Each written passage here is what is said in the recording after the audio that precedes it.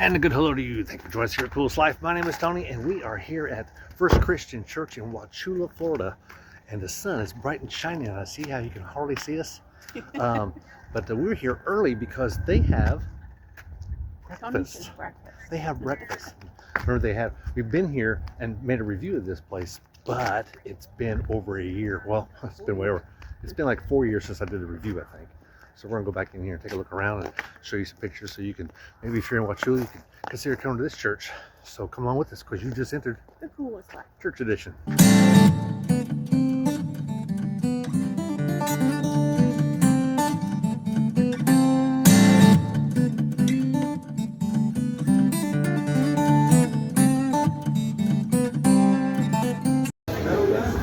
That's right.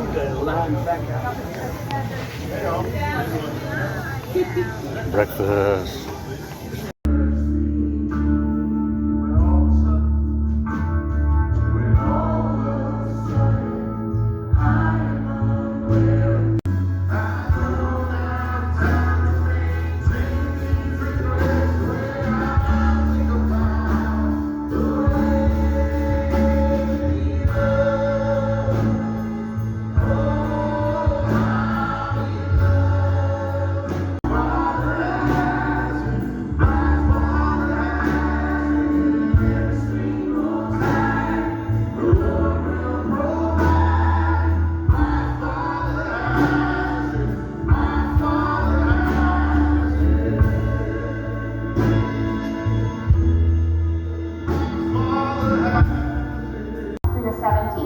So if your student has not signed up for that and they're wanting to join us on one of those trips, please make sure that they're signed up this week.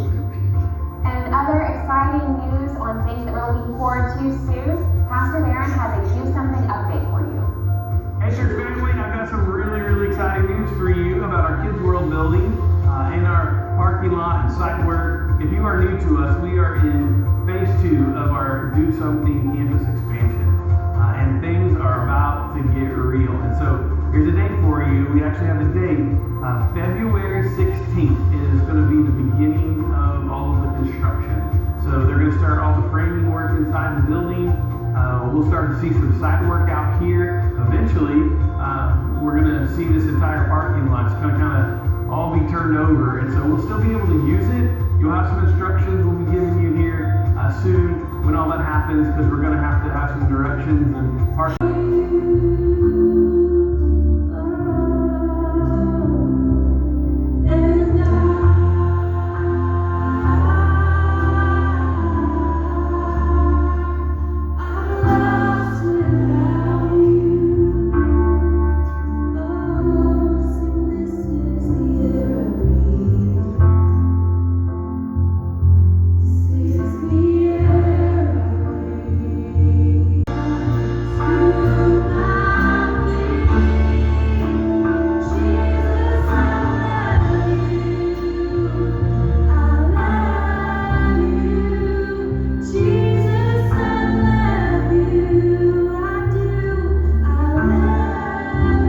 How to lay this thing out. Whenever it's this long of a book and you're going to cover this many things, it's hard sometimes to figure out exactly how this is all going to go. But because of that, one of the things I decided in my heart, my mind, I felt like that the Holy Spirit was leading me to do was just like, listen, don't rush this. Don't rush this. And so we're going to take our time as we go through this book. As a matter of fact, let me say this. There's going to be weeks where we cover more text than we do in other weeks, but I purposefully didn't put a date at the end of this like I normally do, because I just wanted to leave this open-ended and give plenty of time for us to kind of make our way through this. So this morning, this is going to be more of an introductory sermon to science has. Go back and look. There's some things we've done we don't do anymore medically because we realized, oh, that was dumb. That didn't work. That was a bad idea. That actually killed people. That didn't help save people. Science isn't always correct. The Word of God is. Now, I'm also well aware that there are many who do not believe in creation. They want to believe in evolution or some other belief about the origins of the earth and how we got here. I've heard those arguments ever since I was, in public school growing up. I can remember my debates with Mr. Kovac in high school. I pray that that man found Jesus. I can remember sitting in his classroom and debating him. He didn't like me. I'm going to be honest with you. He didn't like me too much. Looking around and saying to my classmates, like, you don't really believe this, do you? Like, are you listening to what this man is saying? Do you really believe this? And the blank looks on my classmates' faces as they just sat there taking notes like this was truth, spewing out the answers that he wanted to hear, which I didn't do very well on those tests because I wouldn't answer the questions the way he wanted me to answer the questions because it wasn't real. It wasn't true. And it was day after day, they pour forth speech. Night after night, they reveal knowledge. They have no speech. They use no words. No sound is heard from them. Yet their voice goes out into all the earth. Their words to the ends of the world. Wickedness. Since what may be known about God is plain to them, because God has made it plain to them.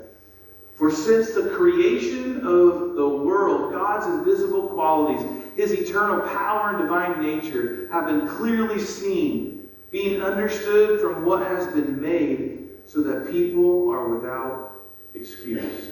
For one another, men committed shameful acts with other men and received in themselves the due penalty for their error. Again, the same thing that we're seeing today. They want us to accept homosexuality as natural, but God clearly calls it unnatural and shameful. And don't write me emails. Write up to God. He said it. He's the one, and He's the one that calls it this, right? He's saying these things. But I also want you to understand, this is not I'm not trying to make this a sermon about homosexuality. What I'm trying to say here is, whether it's homosexuality or it's anything else, which, by the way, any other form of perversion in our culture, which all of us are part of that perversion. We are all sinners, and grace and mercy is offered to all of us who will repent and turn from our evil ways. This isn't about one particular sin or one particular perversion. We don't elevate one over the other. But what this is showing us is that when we stop reminding ourselves who God is and what He's done and the order in which He's put things in place and what He's called different things and the way they're supposed to be, when we stop believing those things and we are left to our own devices, this is who we become. Understand it and be able to apply it to our lives.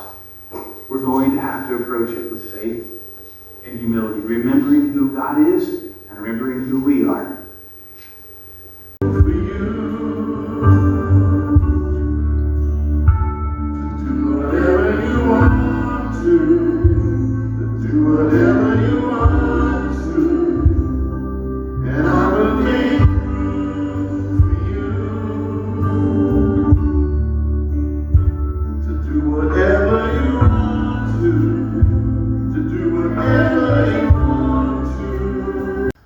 Well, I hope you enjoyed that visit to First Christian Church here in Wauchula, Florida. We really like the church. We've probably been there 3 times. I think it was our 3rd time. And one of my second video, as I mentioned, my first video was 3 or 4 years ago. So this is a nice little update. Will we ever go back there? Absolutely. And if you're ever in Wauchula, I highly recommend it. But we're going to let you go. Be sure to like and subscribe. And if you do make it to that church, go see a guy by the name of Jackie C. Everybody knows Jackie C. He's 93 years old. Go say hello and tell him we said hello. But we'll let you go. Be sure to like and subscribe. So we're just out here living the coolest life. Church edition.